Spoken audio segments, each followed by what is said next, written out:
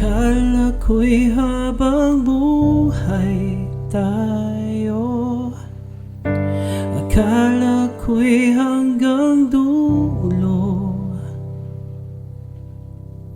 Kay haba pa ng kalsada, dito na ba tayo bababa?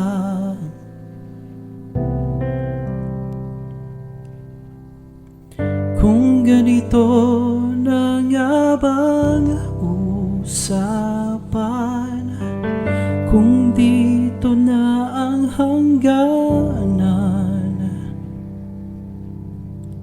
dapat sigurong iwasan ang mga minsang kamustahan.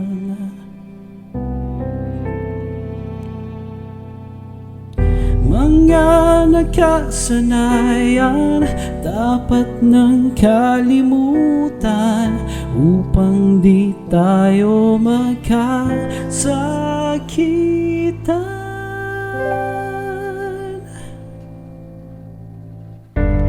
Hanggang dito na lang,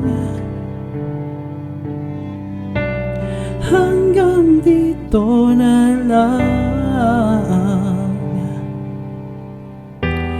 Ikaw ba ang nagbago o ako o tayo? Baka tayo hanggang dito na lang, hanggang dito na lang. Kung tunay ang paalam, huwag ka nang magparamdam, dahil humihirap lang.